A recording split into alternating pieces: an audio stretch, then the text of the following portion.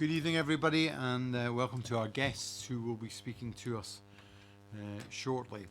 Just to remind everybody, the fire evacuation procedures for today, there are no fire alarms scheduled for this evening, and if the fire alarm was to sound, please evacuate the building immediately. The fire exits are located to the rear of the room, closest to the leader, I notice. Excellent. Go down the stairs and meet in the War Memorial Park. I remind everybody the webcast of this is taking place and it is live on the internet. Just remind you of your language and remind everybody to switch off them or put their mobile phones to silent. Thank you. I believe there are no apologies for absence this evening. Are there any declarations of interest? Excellent. Thank you. I believe there are no urgent matters that have been brought to my attention. And we've reviewed the minutes for the previous meeting held on the 9th of July. Do we accept them as a true and accurate record of our proceedings? No. Agreed? Thank you. We move to the two motions that were passed by Council both on the 18th of July. One dealing with the Manidown Country Park, and I'd like Councillor John Isaac to speak on that, just say a few words and remind us of what the intention was of that motion and where we are on that. Thank you, Leader. As the Cabinet Member responsible for Manidown, I welcome the motion. The country park will be a great new and accessible place to enjoy the countryside right on the doorstep of Basingstoke. It will be a place for many activities that will appeal to a broad cross-section of our population, from runners and walkers to cyclists, nature lovers, horse riders, and those wishing to take advantage of the educational courses that we'll be offering. Our aim is to make it one of the borough's best used and loved outdoor activity venues. We're starting to talk to residents about their ideas for what the country park should offer and how it should be run and operated, beginning with sessions with young people in Buckskin and in my ward in Bishop's Green. We'll be working closely with our partners, Hampshire County Council, and our development partners, Urban and Civic, to open the gates of the new country park as soon as possible. Leader, thank you. As I'm co-addressed in this motion, I support this as part of a wider plan to champion the natural environment in the borough.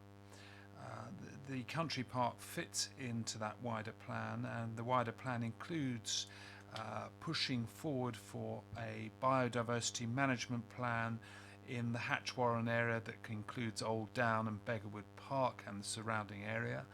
And it also fits into the wider plan to have an East of Basingstoke natural environment management plan that looks at Basing Common, Basing Fen, the area over the Basingstoke Canal, the Loddon Valley and Crabtree Plantation, as well as the Grade 1 Park in that area. And of course all of that sits under the Green Infrastructure Strategy, which of course sits within under our local plan, and therefore what we do for these things will have planning weight in the future. So this is an opportunity for us to register publicly that we will be pushing forward, in particular with the country park as being available for the residents of the whole of the borough to enjoy as soon as it's able to be opened.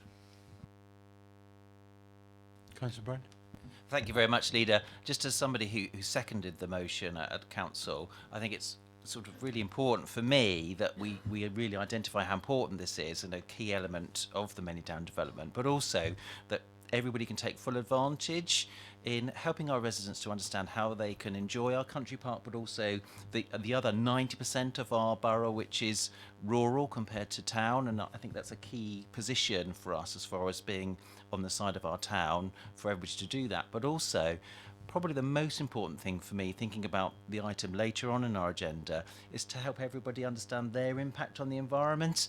I was quite heavily involved in food and farming 1987, I think it was, which is a bit scary, when the rural community took food and farming to Hyde Park in the centre of London. And I think it's still really important for everybody to understand where their food comes from and how that relates to them and their decisions. So I think this is an absolutely essential item that we bring forward as much as possible to help everybody understand their impact on our environment, even with the choices about what they eat and where they get their food from. Cabinet, have you anything as individuals to say to this motion? No? Okay, then we are content to obviously be aware of this motion and to ensure that it gets fed in and acted upon during our deliberations about how we place, manage and place shape the Manidown project, and to make it a jewel in the crown of what will be, I hope, a flagship development, not just for us as a borough, but regionally and hopefully nationally. Thank you. Moving now to the second motion that was held before on housing standards. The Cabinet Member for Planning, Infrastructure and Natural Environment, Councillor Raffel. Leader, thank you. I brought this to full council's attention because I thought it would be a useful item for all members to contribute to, and I was very grateful for the contributions that were made at full council. And as it were, it was a consultation with members in public, allowing them to plenty of opportunity to express their views. And subsequently, some members across the parties expressed their views in writing to me, and they were forwarded on to the officers. We have written formally in reply to the questionnaire, and we look forward to hearing what government proposes in due course. The seriousness of perhaps the topics on house building quality perhaps can't be underestimated, because those of us who've lived in a house for a while, or an older house, get used to things that may or may not happen in a house, creaking and occasionally cracking. But when you buy a brand new house, you expect everything to be just right for a period of time. And what has come to our attention is that simply isn't occurring in some of the new housing that has been built. I attended with Councillor Hannah Golding a particular development in her ward, and we were inundated with issues that had occurred, some of which had now been resolved, some of which hadn't. Whether it be on insulation, whether it be on cracked walls, whether it be on subsidence in the road, whether it be doors that never met properly, whether it be walls in sitting rooms that had to be replastered, whether it would be bathroom overflows, the outflow of waste pipes that went uphill rather than downhill, and the list was never ending. It is terribly disappointing when you hear about these things, and the stress that the residents, who should be extremely excited when they buy a new home, the stress that they undergo with years of trying to remedy these problems can't be underestimated. What is so frustrating for us is, as a local planning authority, is that we can do so little at the current moment to rectify these problems. Yet, of course, we are the obvious first port of call, because we gave planning permission, and we have an element of building control within our powers.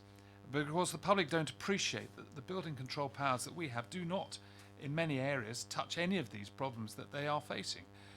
And this survey and this questionnaire that the government were putting out was to enable us to say, well, actually, someone needs to have these powers vested in them to hold developers to account, so that when they promise to build a home to a certain quality, they can be held to account, and that the residents then get what they've paid for. Personally, I felt, and perhaps my contribution to this debate has been, that I feel that the powers of the local planning authorities should somehow be extended to allow them to have the opportunity to determine whether a builder has satisfied the planning permission and the expectations that one would have for a new home in terms of quality and design. Because there is seems to me, a direct link between a developer coming forward and developing an area of land, and then coming forward a bit later and wanting to develop another area of land. And the local planning authority currently has very limited powers to say, well, actually, you haven't finished the first site properly to the sufficient quality of standards. Therefore, we're refusing you permission, and that refusal would be upheld on appeal until you get that right before we move on to the next area of land. And there isn't the possibility that we should be in the realm of naming and shaming, because it is simply unacceptable for developers to cut costs and cut corners and change the management function and the supervision within these sites. And then, of course, they go on and have management companies that are supposed to only take over the management of the site for the residents if the buildings themselves are up to sufficient quality. But then we find out the developers are the owners of the management companies. And so it's a very vicious circle, and I'm glad we had the public debate, and I'm glad it's come to Cabinet, and we're on it as a Cabinet and as an administration on the front foot, wanting to remonstrate with government to say, give us the powers, or give someone, an ombudsman, the powers, and we will be there pointing our residents in the right direction and supporting them when they want to hold developers to account. And I should say that we will be meeting certain local developers in due course to bring these matters up with them privately, and if we don't get the response we want, we'll be bringing the matters up publicly. I would just like to add to Councillor Raffel's comments. I have already met with developers to ensure that they understand their responsibility to our residents. The two things that they get when they move into a new house is a key and a bill from us for the council tax. So we are on it, and I think, quite honestly, we've missed a trick with many of the developers that we've already had. My view is that we should try and encourage them to use our building control. We will have a greater say in that world going forward. But I think the point of action is that before they put a planning permission in, to make them aware that of the standards we expect, the quality build that we hope for, and that there's a realization that we will name and shame if we have to. It's a difficult course, but I think that is the reality. And remember, if our residents choose not to buy their homes because of previous misdemeanors and the build quality, then they will be the ones that suffer and sit on unoccupied houses, costing them many thousands of pounds. So look, there's a lot to do in this, but I think steps both at the beginning and at the end of the process are required. But I think the first thing is to have engagement, and as has already been pointed out, we are moving that forward with all the developers that are likely to bring on sites within the borough. So I encourage all of us to feed into that, whether they are in your ward or you're just aware of those builders in terms of their developments within the borough. So I look forward to renewing this, refreshing this, and making this a hallmark of our borough in terms of housing standards.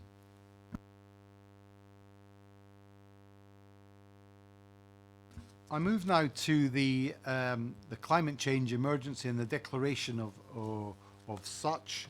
I'd like the paper to be introduced by my Cabinet Member for Environment and Enforcement, and then we'll have the public speakers for today. Thank you. Thank you, Leader. So I'm pleased that at the full council meeting on the 18th of July, councillors unanimously agreed to support a motion to request that we as a Cabinet declare a climate emergency. So although this is a short paper, this is just the beginning of matters, but it provides the mechanism to make this declaration, which hopefully we're all going to agree to do this evening, and then it formally initiates the process.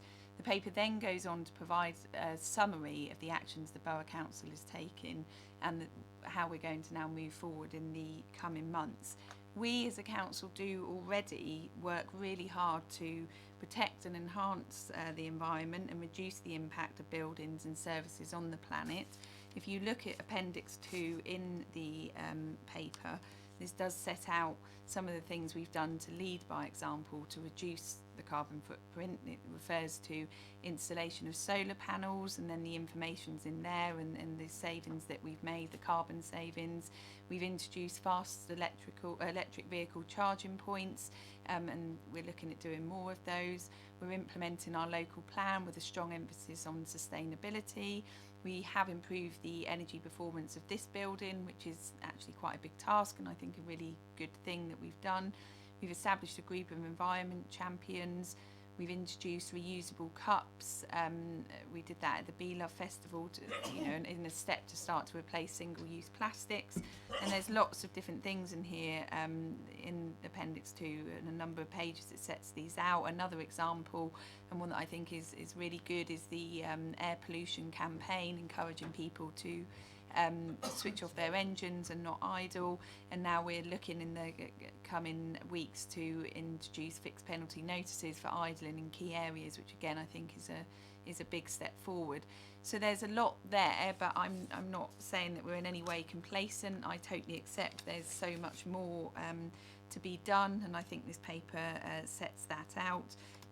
We all need to step up, pool all of our ideas together, pool all of our expertise together, and bring all the energy and enthusiasm that this issue tends to bring, which is great. We need to bring it all together, and that's whether it's with partners, our residents, ourselves, to move matters forward. So I'm pleased to bring this paper. As I say, we are doing things, but I totally appreciate there's a lot more to be done. There'll be a paper coming to committee in December, and Appendix 2 actually also sets out the steps we're going to take and the projects we've got, whether big or small.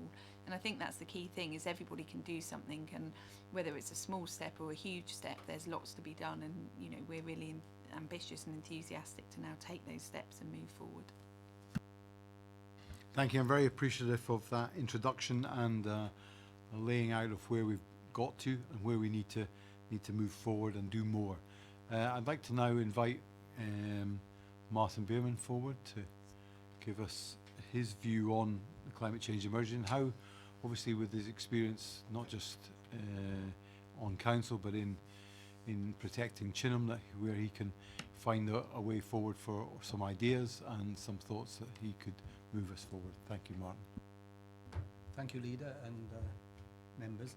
Obviously in 2 minutes I can't put too many ideas forward, but we'll start by expressing a small bit of disappointment, and that is bearing in mind it's a climate emergency, and it was great to have a unanimous vote on it. But 18th of July the motion was placed, and right on the front sheet it's saying February. We're talking about more than half a year. It's going to be discussed and taken forward. Now I can see from the papers some things have happened, and they're very welcome. But I do think, given it's an emergency, things need to rush forward rather than amble forward. In the report, there's a nice introduction about all the greenery that we have and the trees and all the rest of it. Absolutely true, they're wonderful, and I certainly wouldn't want to see them removed. But they do need to be maintained.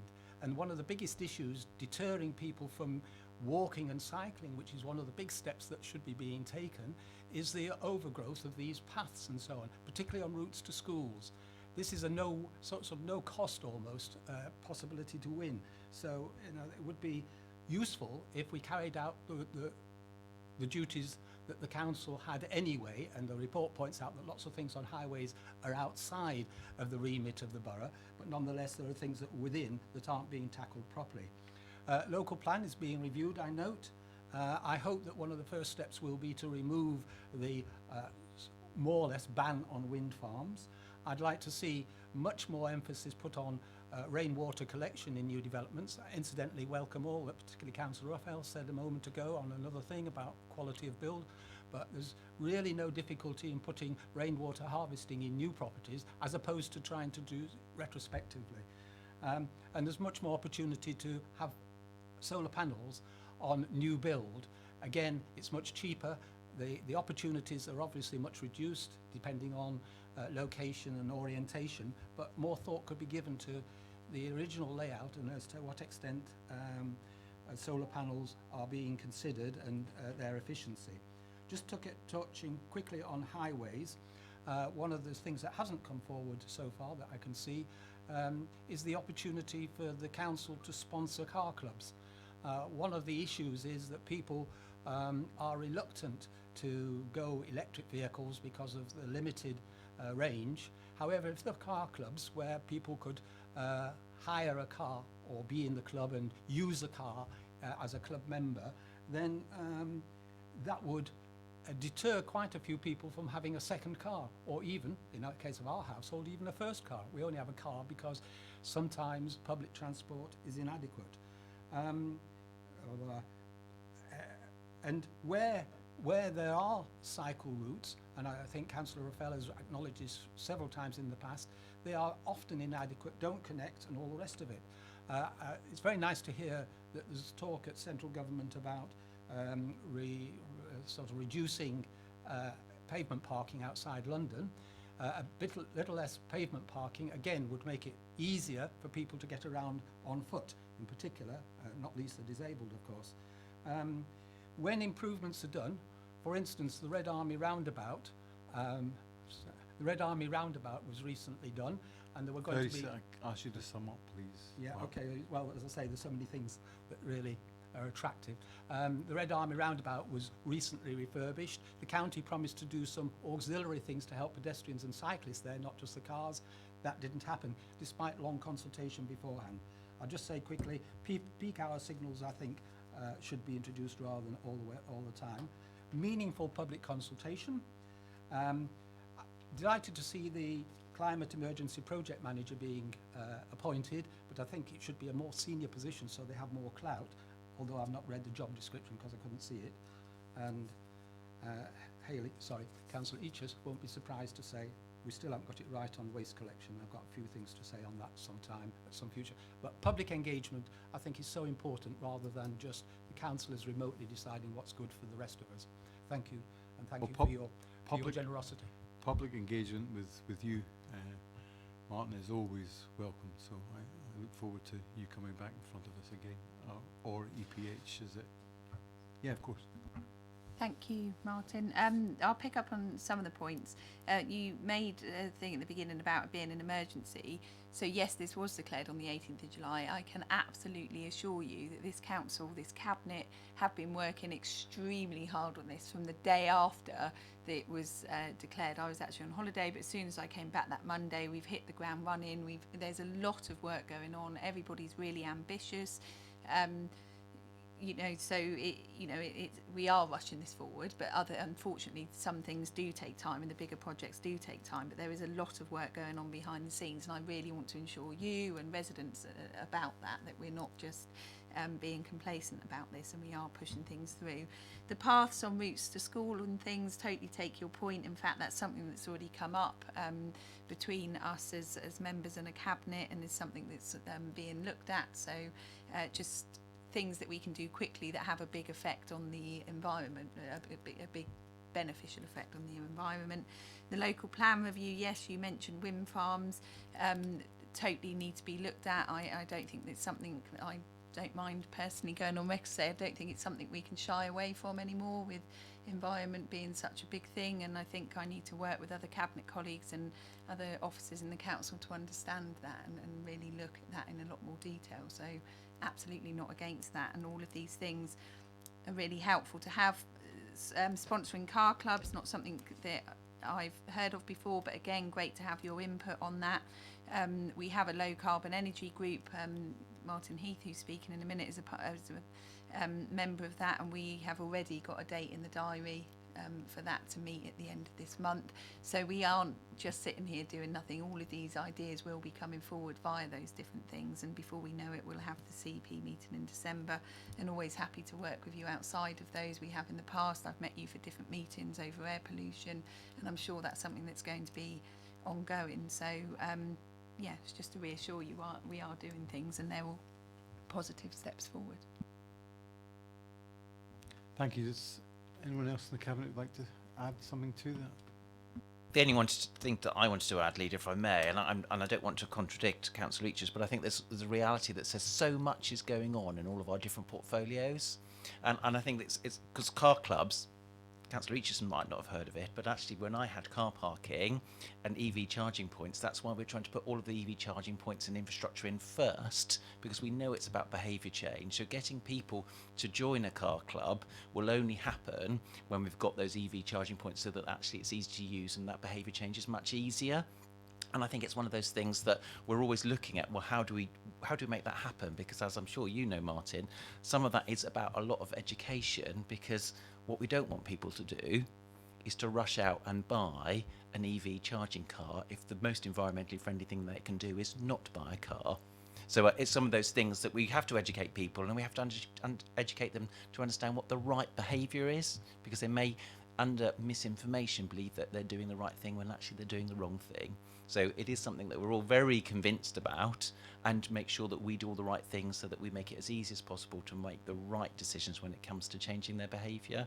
And I just wanted to pick up on that specific point, because I know that was a conversation that we've been having for the last year and a half about making sure EV charging points are in the right place to make sure car clubs work. Many thanks, Martin, and I'd like to invite now Martin Heath to step forward. Saves me remembering two names, both being Martin, so that's there's a positive. Martin, I was very lenient on Martin Beeman, so I will be equally lenient on you. So. Thank you. I'll attempt to do this in the 2 minutes allocated. But first, I really did want to say, heartfelt thank you. Thank you for listening to us, and thank you for declaring a climate emergency. It's one of the first councils to do so. And thank you for all the things that have already been done. But this is just a first step. Progress to date has been just a mere drop in the ocean. It's a grain of sand on the beach, and it's declaring a crisis is good. But what we now need really is, as Hayley was saying, is action. Basingstoke releases over 1 million tonnes of greenhouse gases every single year. And just let that sink in, 1 million tonnes. Now, Appendix 2 of the report is great, but that's just 1/100,000th of what we've got to do to meet the climate emergency.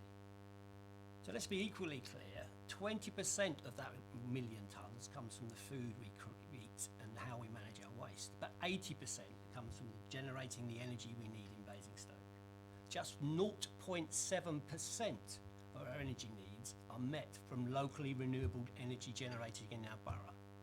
This is not something to be proud of. Other boroughs are doing 20 or even 30%.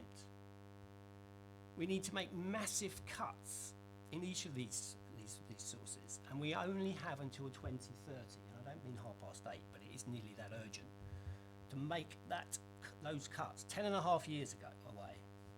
And this is not going to be achieved by making small changes. Yes, moving the council's fleet to all electric, brilliant. Installing a few solar panels, excellent. Only purchasing renewable energy is laudable, something we fully support.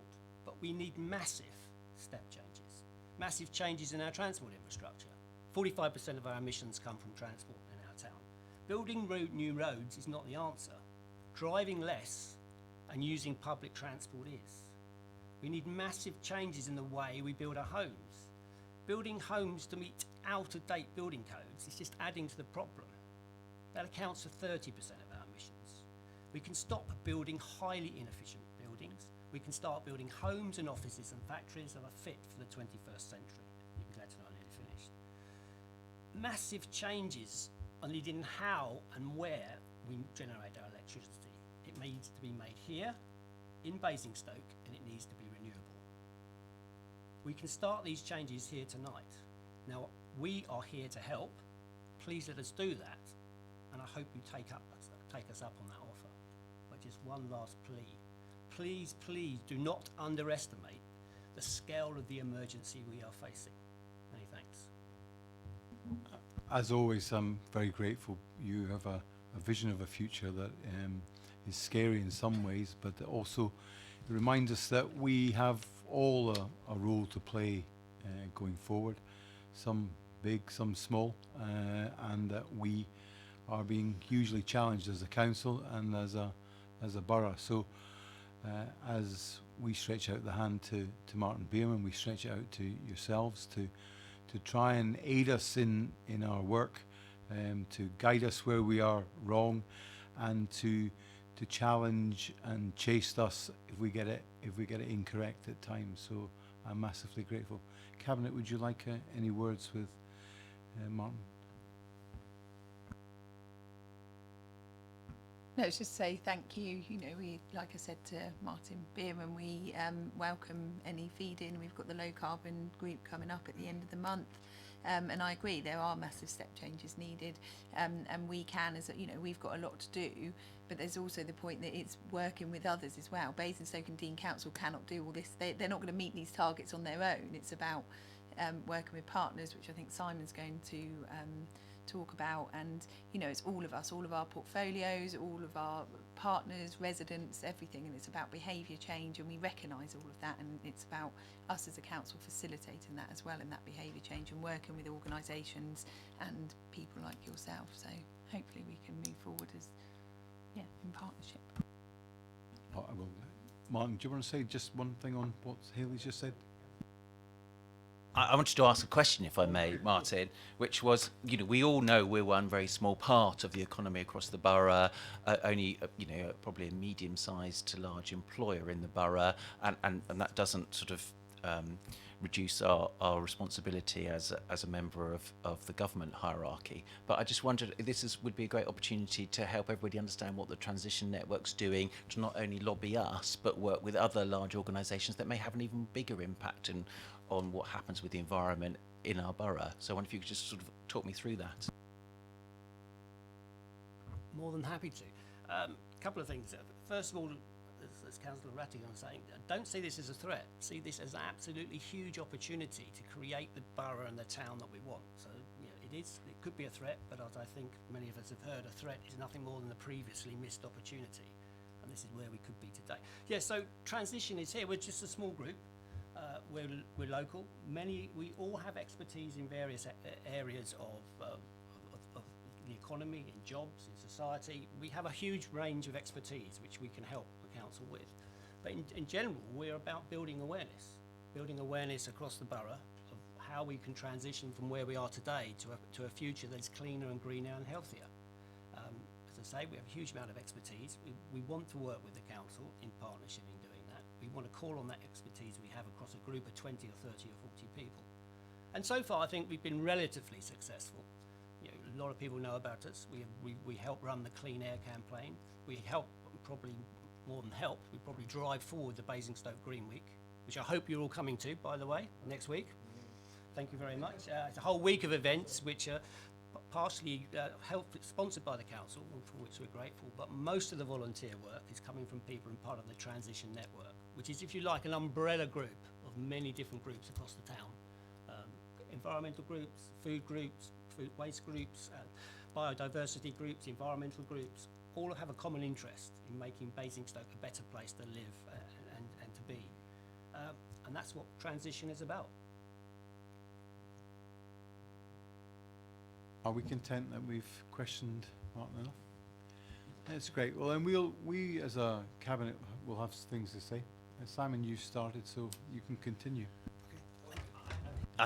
I think it's just that identification that we are a small part of it, and there is something about that. If I thought about my portfolio as far as all the partnerships, whether it's our largest employer, which happens to be the local hospital, which we all know hasn't got the most up-to-date facilities, the most efficient buildings, probably the most efficient heating and air conditioning systems, and I think it's making sure that we all understand the influence and the role that we can play, not only for things that we have control in, but absolutely convincing and working working with our partners. And I think it's important for me to make that commitment and that pledge, really, probably within my portfolio, that working with all of our partners in our borough that can make a difference is really, really important. And I make that pledge. But also things that we do have direct control over, which is, whether it's the people that we give grants to, that we give funding and support their activities, whether we provide buildings for their activities to happen in, to actually give it that focus that says, how can we influence their impact on our environment? And it's certainly something which, as part of this declaration, we have to accept, as has been said by our speakers, that we have some bold targets which will not be easy to achieve, but we should see that as an opportunity to work closer with our partners. So just identifying that within my own portfolio, whether that's small organisations which may struggle with that and need some help because they haven't got the skills and competency to do that, and we can play that role, or people that we can encourage both with a carrot and a stick, with some of the enforcement that we do and some of the funding that we do. So I just really wanted to put that on record as far as my commitment within my portfolio, Leader. I'm grateful for that. John? Yes, in response to the report and to what Martin has been talking about in relation to the massive changes needed in the way we build our homes, as the portfolio holder responsible for Many Down, it's vital that with the Many Down development, which is 3,500 new homes in the first phase, that we should be at the forefront of efforts to provide environmentally friendly living. Like Martin Heath, I'm excited by the challenges and the opportunities that the pressures to meet the climate emergency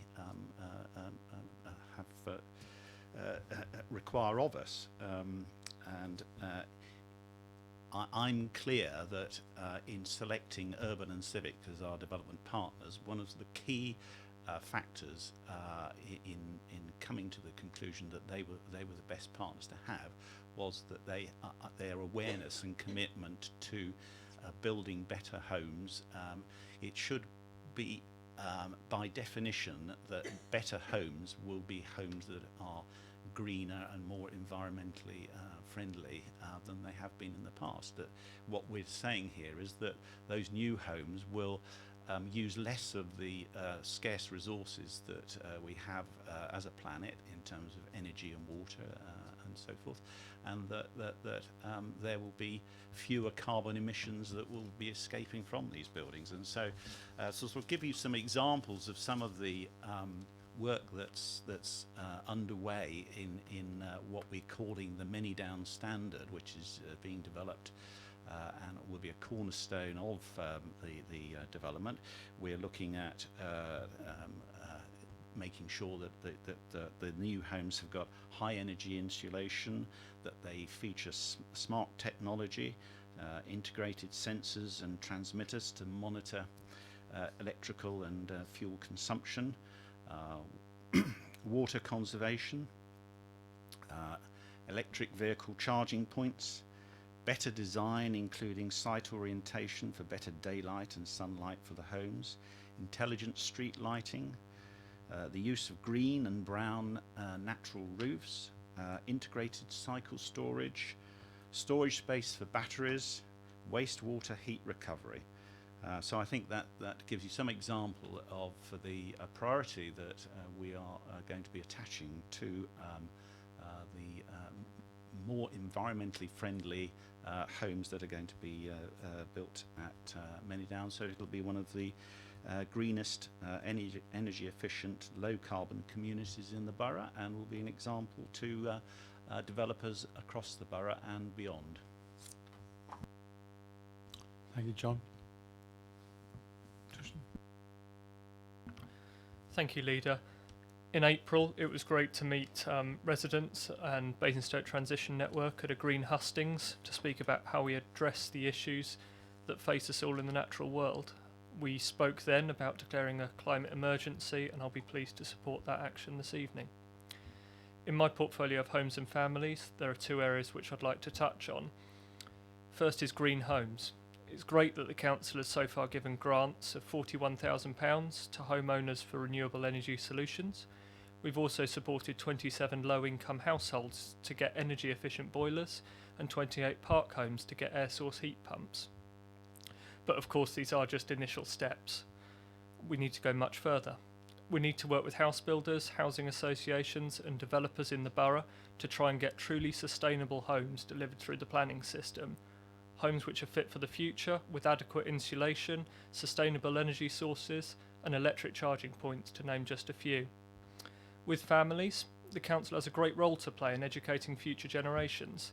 There's been some really great work undertaken on issues such as air quality at Hatchwarren and Oak Ridge Junior Schools, monitoring air pollution and getting children involved with producing a clean air plan, an air quality action plan for the area, and I look forward to seeing this expanded to the rest of the borough. Through declaring this climate emergency and protecting our natural environment, we can really start to have those difficult conversations about what we do in the future to meet the challenges ahead. Thank you. Others? Okay, well, I'd just like to say a few words, if I may. Firstly, that we have the Basingstoke's Green Week, and it is I have to say, there's so many things that have been brought forward in this. Lots of diversity, an opportunity for everybody of every age, of every ability and disability to join in understanding what can be done for themselves and the environment around them. I will be doing something every day. Fortunately, they're all free, and that appeals to Scott. But to give you some idea, that will mean a visit to the sewage treatment works, which is, in my view, it's what's really important. It's what we put back into society, and what we put back in will be that recycling of the world. Our water is such an important resource, and the waste management that we can build, hopefully it is a stepping stone, in my view, to renewable energy in lots of ways to eat up our nitrates in that world. So I look forward to that with a little trepidation. I have been down the sewers in London, but this is ours on our own doorstep. So I encourage everybody who's viewing in tonight, and to all the councillors and our friends who care about our environment, to get involved in our Green Week, to pick up the challenge, the baton that will be handed over to our children in the future and our grandchildren as they come along, and say, yes, it's for 1 week promoted, but it's for a lifetime of change and adaptation of our way of living. So I'm hugely enthusiastic for this, and it will be something that's not just conveyed around here as a council, but to far and wide, to involve as many people as can be added to our Basingstoke Green Week. So I commend that to you, and I know that the two gentlemen far away from me will be around and doing things within it, because obviously one of you has helped set it up. And I look forward to this being not just a process for that week, but a lifetime of change of attitudes. Thank you. I hope now we are content with that, and we agree that this was going to move forward to committee, CEP, and not just to be there for their deliberations, but also to add in our own thoughts. So portfolio holders, I would hope that you would write in, give some ideas, some direction to that committee to allow them to know your thoughts and give them a steer as to what can be done and what has been done already in this very important climate emergency declaration. Are we content? Thank you. I move now to item 8, which, although between two of our portfolio holders, Simon Bound, you're about to give us your view on that. Thank you, Leader. It's a very simple paper. As you'll see from the appendix as far as timings with our strategic grants, it's a paper that very simply asks for Cabinet to agree to an extension for the year 2020-21 for those strategic partners receiving grant that are highlighted in blue for those sums for the next year, and really it's just an issue around timings. Hannah Golden, would you like to say something? I support this paper. Does any other Cabinet member wish to speak on it, or are we content as it sits? Happy? Thank you. Moving now to agenda item number 9.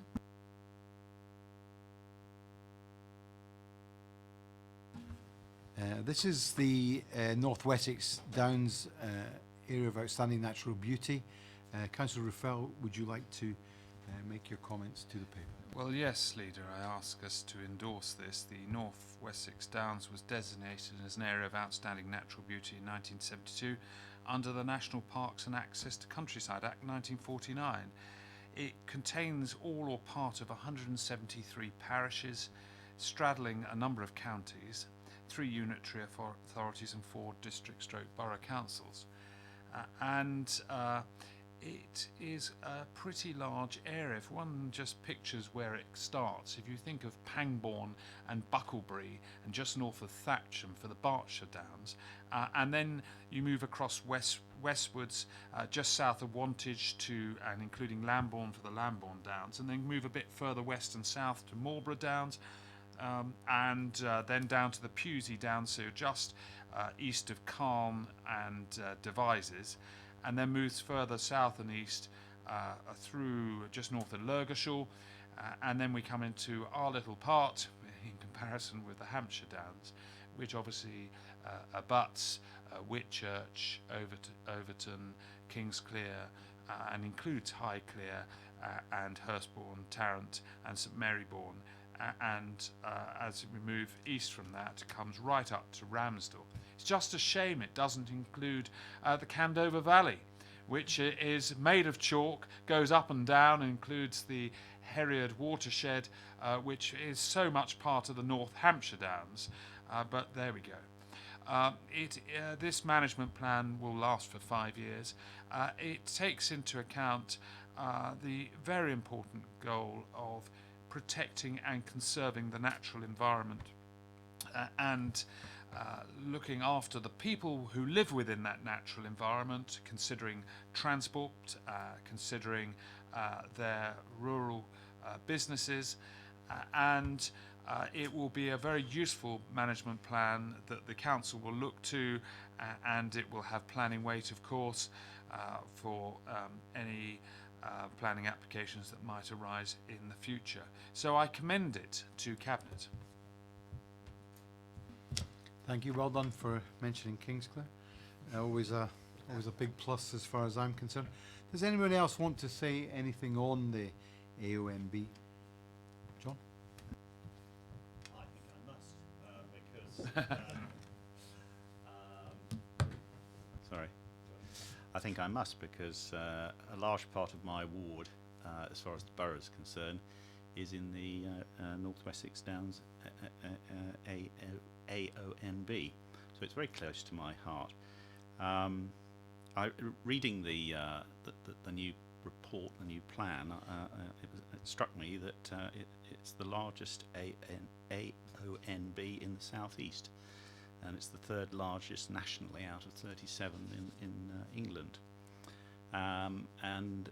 What I noted was that amongst the key themes and objectives of the new plan are landscape, rural land management, biodiversity, natural resources, leisure and access. And I think, given what we've been talking about earlier and supporting the motion for a climate emergency, the AONB is extremely relevant to our objectives there, and it's got an important part to play in those in the future. the value of the AONB to the environment of the borough and the health and well-being also of our residents needs to be trumpeted. I think if the North Wessex Downs was a national park, there would be much more. We'd hear much more about it and be much better known. And I think this is something that we need to work on in the future. Like a national park, our North Wessex Downs area offers a huge area of beautiful countryside, much of which is accessible to residents. It is one of the country's most beautiful, historic and varied landscapes.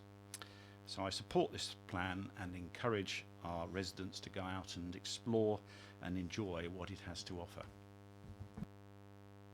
Thank you, Councillor Brown. Just very briefly, leaders, supporting everything that Councillor Isaac has just said, I think there's something that we should underline really in this conversation, which is to not underestimate how important it is, or although we have a small part of it, that it's a huge part of our borough. It is a third of our borough's area. That is a massive piece of beautiful countryside that has huge potential as far as John says, for health and well-being, for getting people to understand about our environment, and I think we should make much more of it in the future. Thank you. Councillor Snow. I'd just like to very quickly say it will help us in our planning decisions. It's a great piece of work, and it's outstanding because it's outstanding. You know, as somebody who walks on Watership Down every week, I can genuinely say I even meet council officers there often. The benefit for us is it gives us a framework on which we can plan how we expand communities, how we adapt communities, and how we integrate them into this. There's 100,000 people reside in this AONB, and each of them values where they live and what they've got, and it is our job to find a framework to protect that, enhance it where we can, and to adapt it for 21st century living if it is required. So it's a great document and something that I'm very proud that we are part of that North Wessex Downs area of natural beauty.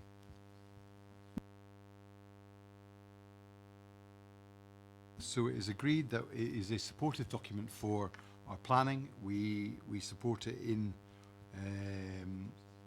whatever, not whatever it says at the front, but essentially that we adopt it and we'll support it and we'll use it in our planning and for the betterment of this borough. So thank you. Moving now to agenda item 10.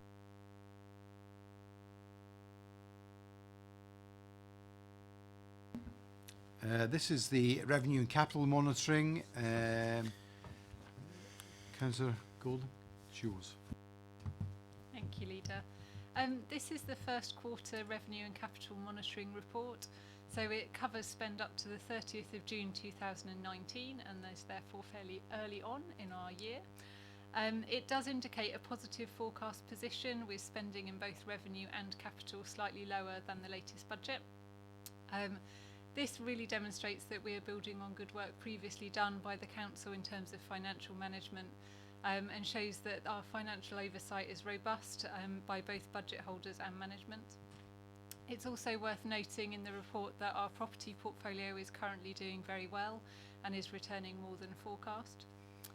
In terms of our savings, 94.25% of approved revenue savings are on track to be delivered, and there are positive actions in place for those so that they should be achieved. The capital programme spend is also on track to be achieved this year, and therefore I will ask Cabinet to note the 5 things detailed in the report. Cabinet, do you wish to say anything to it, or should we just accept it as it is? Then we are happy, and it is it's approved.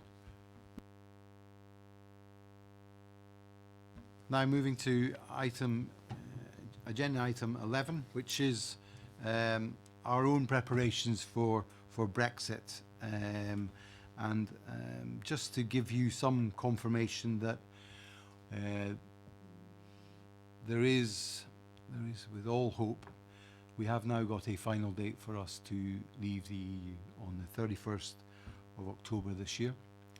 That means that our preparation is being ramped up in terms of what we are receiving as messages. We are taking all government messages through our chief executive and us as a senior leadership team to better understand what the government are doing in their world, and also to understand what more we can do to help our residents in a period of uncertainty for them. And certainly I would like to think that we can guide them through that with the help of partner organisations and the world that we're in. We have got Brexit updates and meetings every week now.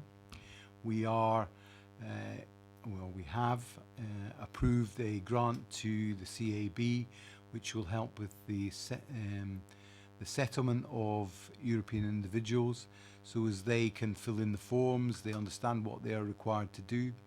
As I've said previously, I think there are three main areas where people are concerned: healthcare and the provision of that, so as people understand that they can still go and see their GP. There would not be a charge if they go to A&E in hospitals. The education of their children, and that they would still be entitled to a school place, and going forward things like university and further education. I think these are vital for people.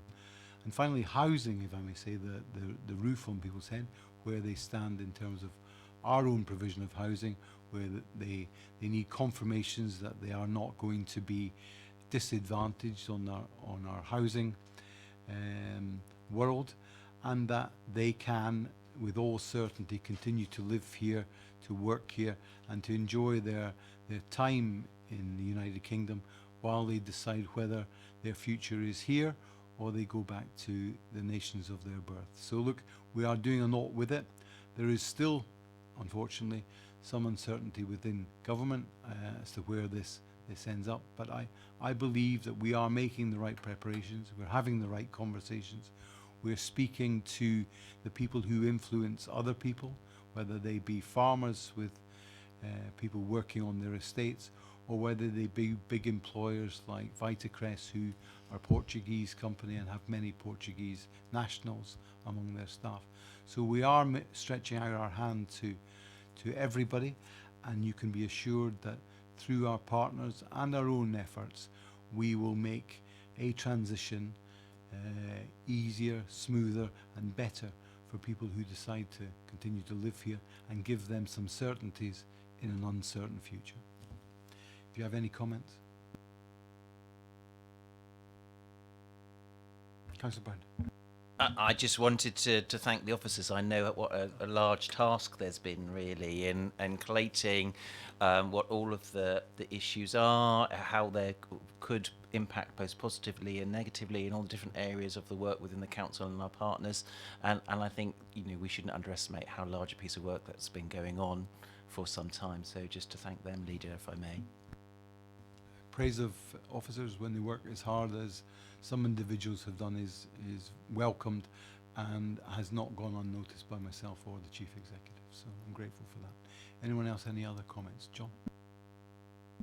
Just to our viewers, of course, I'm sure number in the thousands, but just to tell them that there's been a lot of work that's been done by this council and is provided on the council website, the Brexit section on the website. And so if local people have got questions, then I think that's a very good place for them to start. And there's a telephone number there as well that they can call, and also redirection to some of our partners like the CAB. I'm grateful for that addition. Anyone else got anything else to say on our Brexit world and what we're doing? No? Then I'm content that we are through the agenda, and I would like to call the meeting to a close. Many thanks.